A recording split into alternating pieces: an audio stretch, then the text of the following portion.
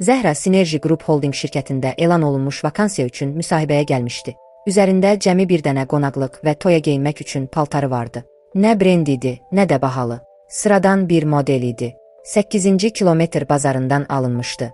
Saçlarını səliqə ilə daramışdı. Gecə boyu şirkət haqqında məlumatları oxumuşdu. Cavablarını məşq etmişdi. Qəlbində bir ümid vardı. Bəlkə bu dəfə sabit bir iş tapıb anasına kömək edə bilərdi. Anası təqaüddə idi. Səhhəti zəif idi. Bir neçə il əvvəl insult keçirmişdi. Atası illər əvvəl infarktdan rəhmətə getmişdi. Zəhragil bir otaqlı kirayə evdə yaşayırdılar. Halal, səbirli və yoxsul bir ailə idilər. Az qazansalar da hər gün Allaha şükür edirdilər. Ofisə daxil olanda qarşısına çıxan güzgülü divarlar, şüşə ara kəsmələr və bahalı geyimli insanlar onu bir anlıq sıxdı. Resepsiyondakı xanım soyuq və kobud səslə soruşdu. Bağışlayın, siz çatdırılma üçünsünüz, yoxsa təmizlik? Mən müsahibəyə gəlmişəm, dedi Zəhra asta səslə. Hə, PR bölməsi. Keçin, divarın dibindəki stulda oturun. Zəhraya baxarkən dodağını büzdü. Sanki iyrəndi. Zəhra sakitcə göstərilən yerə keçdi. Oturdu. Ətrafa baxmadan gözlərini yerə dikdi. Yarım saatlıq gözləmədən sonra onu müsahibə otağına çağırdılar. İçəridə 3 nəfər vardı. Ceyla adlı sərt baxışlı bir qadın, gənc, lovğa menecer Orxan və bölmə rəhbəri Rauf. Gülümsəyirdi, amma o gülümsəmə mehriban değildi. Ceyla kağızlara baxaraq danışmağa başladı. Siz Zəhra Həsənova. Bəli. Rayon məktəbi. Texnikum. Təcrübə 0. Staj yoxdur. Portfolio yoxdur. KPI nədir bilirsiniz? Mən tez öyrənirəm. Mətnləri yaxşı yazıram. Universitetdə könüllü layihələrdə iştirak etmişəm.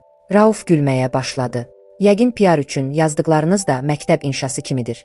Ceyla sərt şəkildə üzünə baxdı. Sizcə belə səviyyəsiz keçmişlə bu ofisə niyə gəlmisiniz?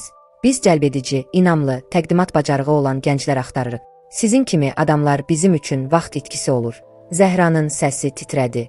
Xahiş edirəm. Mən çox çalışaram.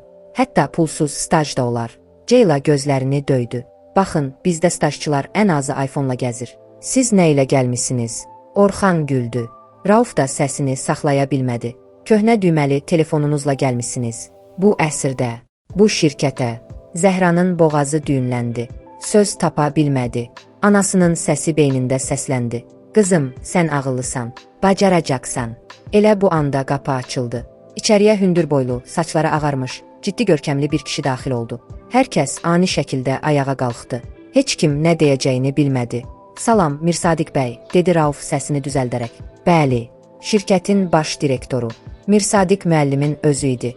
Otağa baxdı. Zəhraya sataşan baxışla dayandı. Bağışlayın, siz Zəhra Həsənovasınız. Zəhra qorxa-qorxa başını tərpətdi. Zəhmət olmasa, mənimlə bir neçə dəqiqə danışa bilərsiniz. Otaqda dərin sükut yarandı. Ceyla dondu. Raufun gülümsəməsi yoxa çıxdı. Orxan yerində donub qaldı. Onlar Zəhraya biraz əvvəl necə davrandıqlarını düşündülər. Mirsadiq müəllim isə ona hörmətlə yanaşırdı. Heç nə başa düşmürdülər. Zəhranı başqa otağa apardılar. Oturdu. Həyəcanla nəfəs alırdı. Siz məni tanımadınız, eləmi? Dedi Mirsadiq müəllim mehriban səslə. Bilmirəm. 10 il əvvəl Qubada bir qəza olmuşdu. Mənim maşınım çevrilmişdi. Siz o zaman balaca bir qız idiniz. Qaçıb kömək çağırmışdınız. Təcili yardımı siz çağırdınız. Sizin sayənizdə sağ qaldım. Bu siz idiniz, düz deyirəm. Zəhra pıçıldadı. Mən bilmirdim. Mən o gün söz verdim. Əgər bir gün o qızı tapsam, onun həyatını dəyişəcəyəm. Bu səhər siviniz stoluma düşdü. Soyadınız və şəklinizdən tanıdım. İndi isə eşitdim sizə necə davranıblar. Onların əvəzinə üzr istəyirəm. Zəhra gözyaşlarını saxlaya bilmədi. Siz mənə heç nə borclu deyilsiniz. Mən sadəcə bir şans istəyirəm. Bacararam. And içirəm. Mirsadiq müəllim başını tərpətdi. Mən işi rəhmlə yox, haqla verirəm.